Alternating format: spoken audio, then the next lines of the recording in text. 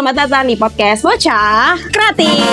Gimana nih kabarnya semua? Semoga pada semangat terus menjalani aktivitas-aktivitas yang lagi sekolah, yang lagi kerja, atau lagi yang di rumah. Nah, sebelumnya aku mau perkenalan diri dulu nih. Nama aku Patricia Virginia Agusta. Kalian bisa panggil aku Patricia, Cia, atau senyaman kalian deh. Nah, di sini tuh aku bakal ngebahas dan ngobrolin video yang lagi viral ini nih. Nah, judulnya itu adalah Cipung ajak Cusrini belusukan jajan viral di Blok M.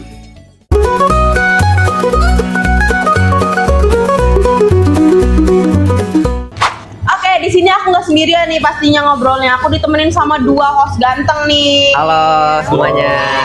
Kalian penasaran gak sih sama nama-namanya? Boleh dong perkenalan diri dulu. Halo semuanya, kenalin nama aku Seji Artawinata. Kalian boleh panggil aku Seji. Dan nama saya Muhammad Jindan Haidir, biasa dipanggil Jindan. Nah, ayo bocah kreatif dimanapun kalian berada, senang banget nih bisa menyapa kalian. Di sini kita mau bahas konten menarik nih. Apalagi buat kalian yang suka nonton video YouTube.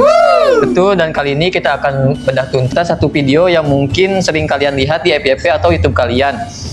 Videonya itu gemes banget, tapi dibalik kegemesannya ada hal menarik yang bakal kita bahas bareng. Oke. Seperti yang aku bilang dari judulnya, kalian tuh pada kenal gak sih sama Cipung atau yang bisa dibilang Rayanza? Jadi Cipung atau Rayanza itu adalah anak dari Raffi Ahmad dan Nagita Slavina. Kalian pada tahu lah sama Raffi Ahmad sama Nagita. Nah, dia tuh anaknya tuh punya ciri khas untuk mencari perhatian yang khusus. Nah, di video ini tuh isi kontennya tuh si Cipung ini tuh ngajak Cusrini buat belusukan cari jajanan viral yang ada di Blok M. Nah, seru banget kan lihat mereka jajan. Tapi ini sebagai bocah kreatif yang kritis, kita mau coba bedah video ini dari sisi yang berbeda. Kita akan coba identifikasi elemen-elemen yang komersialisasi yang muncul di video ini, baik yang eksplisit maupun yang terselubung.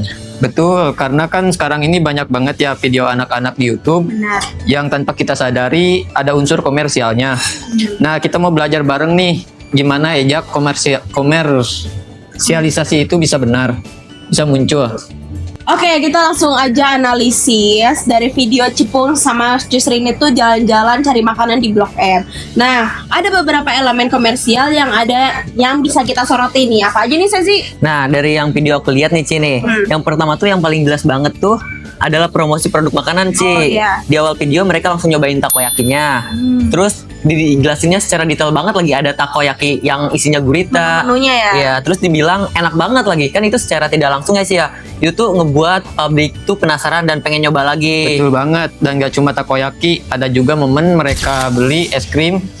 Mereka nunjukin es krim yang lagi viral dan Cusrini juga ikut nyobain. Nah, ini kan jadi semacam endorsement ya. Apalagi kalau yang nyobain itu public figure atau anak dari public figure yang banyak follower. Nah, yang bikin menariknya dari Cipung ini tuh meskipun dia masih kecil, tapi tuh dia tuh punya peluang tuh yang besar. Nah, ketika Cipung atau seseorang menunjukkan produknya, itu tuh yang ngebuat para penonton tuh jadi tertarik.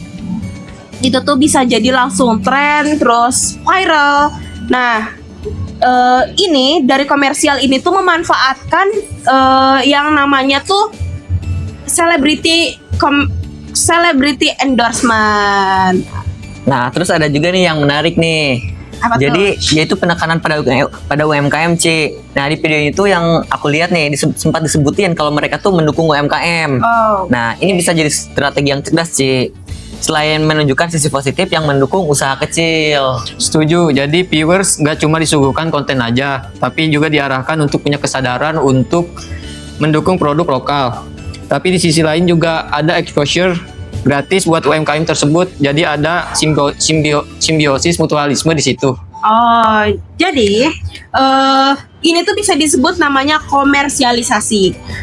Jadi tuh di situ tuh nggak ada tulisan iklan, nggak ada tulisan promosi berbayar, tapi itu ada efeknya. Penonton tuh jadi tahu, jadi paham sama produknya dan jadi penasaran sama produk. Jadi kayak ada pengen beli gitu bawaannya. Greget pengen nyoba gimana sih rasanya aja. Nah, teman-teman, selain produknya kita juga perlu lihat nih teknik penyampaiannya. Benar gak sih, Ci? Dan Nah, video ini kan durasinya lumayan panjang ya. Iya, setuju.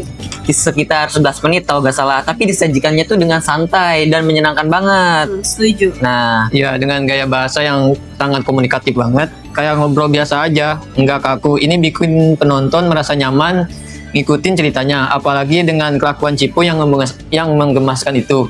Jadi nilai tambahan buat akun tersebut. Betul banget nih, apalagi penting nih dalam video review. Cara penyampaian itu menurut aku tuh penting banget. Apalagi kalau misalkan kita nge-reviewnya tuh kayak kaku, terus lemes, gak bernada, itu tuh yang ngebuat jadi para penonton tuh bosen. iya kayak, iya apaan sih Iya, ini kayak gitu jelek kan. banget gitu kan. Kayak monoton, gak ada Iya, seru-serunya. benar. Nah, tapi kalau misalkan cara penyampaiannya kayak ceria, terus bisa menghibur, terus juga bernada, itu tuh ngebuat jadi para penonton tuh kebawa gitu suasananya. Jadi oh iya benar-benar seru banget. Oh jadi pengen ngerasain gitu. Nah itu bisa termasuk ke dalam pesan komersial yang disampaikan. Nah, itu poin pentingnya teman-teman. Jadi penggunaan elemen visual seperti grafik atau cuplikan yang nggak cuman bikin video menarik, tapi juga bisa menonjolkan ya produk yang sedang direview nih. Oke, jadi bukan hanya cara penyampaian yang penting, tapi juga durasi yang mereka bikin tuh juga penting Nah, loh. lumayan lama juga kan durasinya ya. Iya, betul 11 menit kan. Iya. Nah, jadi kalau misalkan semakin banyak durasi, makin panjang durasi yang mereka bikin, semakin banyak jajanan-jajanan yang mereka promosikan. Dan semakin banyak jajanan-jajanan yang mereka promosikan, semakin gede nih peluang mereka dapetin hasil promosi itu. Dan modelnya itu kan kayak vlog atau apa ya, semacam daily activity gitu. Nah, jadi itu merasa penonton tuh seperti jalan-jalan mereka nih, Ci, Iya. dan jadinya tuh interaksi antara Cipung dan Uncus Rini Iya. itu tuh sangat natural banget, ngebuat penonton tuh jadi betah gitu. Betul. Betul, ini tuh efektif banget untuk komersial. Karena penonton nggak merasa sedang menonton iklan, tapi seperti menonton Ini boleh minum kan? Boleh. kesehariannya, padahal di dalamnya ada banyak promosi. Jadi bisa dibilang video ini tuh berhasil mengemas promosi produk dengan sangat halus dan juga menghibur. Mereka juga memanfaatkan popularitas si Cipung, terus juga bahasanya yang santai dan juga durasi yang cukup menyampaikan pesan komersial tanpa memaksa. Oke? Mungkin untuk obrolan ini segitu dulu. Cuman kita mungkin ada pesan dari pesan untuk pembelajaran matkul hari ini. Boleh dong Iya. kameramen ikut juga. Oke. Mungkin dari Aku dulu ya. Cia dulu. Oke, kalau menurut aku untuk kesannya nih ya, untuk kesannya berarti positif nih. Menurut aku kalau kesan dalam pembelajaran ini tuh Bapak nih menghargai teman-teman yang mungkin telat karena rumahnya jauh Pak, atau ada kendala di perjalanan, tapi Bapak tuh masih menghargai. Ada toleransi lah Ada ya. toleransi, Maklum. betul. Nah, untuk pesannya Bapak, mohon maaf. Kalau misalkan memberikan materi Pak, jangan H-1, apalagi kan kata Bapak Betul kalau banget, misalkan Pak. materi terus PPT, nah itu tuh sangat mendadak banget dan agak susah gitu Pak. Gitu sih. Kalau dari aku nih Pak nih, mungkin kalau dalam pembelajaran ini untuk penyampaiannya nih bisa nggak Pak pelan-pelan gitu, karena jadi kita tuh kurang nangkep gitu Pak. Nah jadi ketinggalan. Nah mungkin kalau untuk positifnya keren banget sih Pak. Di sini tuh kayak kita tuh ngetes mental kita Ya. buat lebih apa ya, nggak menunggu lama-lama gitu. Iya, betul. Mungkin ada Dinan? Kalau dari aku, dari Arya, kan saya juga jadi penanggung jawabnya matkul ini ya, matkul TRMB. Nah, Bapak tuh udah ngasih kesan bagus lah pokoknya, kalau makan saya lagi bingung, Bapak mas respon buat ngejawabnya.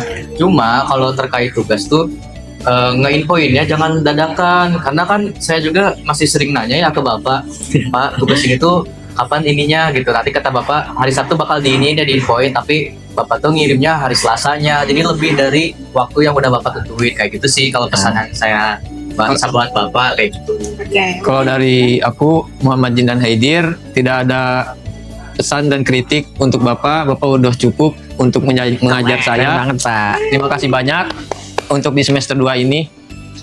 Mungkin segitu saja di saya. Oke, boleh kameramen balik lagi ke tempat. Ya, silakan Oke, kameramen. back to the topic. Mungkin segini dulu obrolan hari ini Ya, ya. kerasa ya, kayak singkat Kerasa banget. banget, singkat Kesan baru tadi ya Ci ya, kita ngobrol-ngobrol dan Iya, ya. singkat banget. Oke, mungkin segini dulu. Mungkin ada kata-kata. Dari sini itu kita belajar kalau komersial itu nggak harus selalu terang-terangan, bisa Iya. disisipkan secara halus nih dalam konten.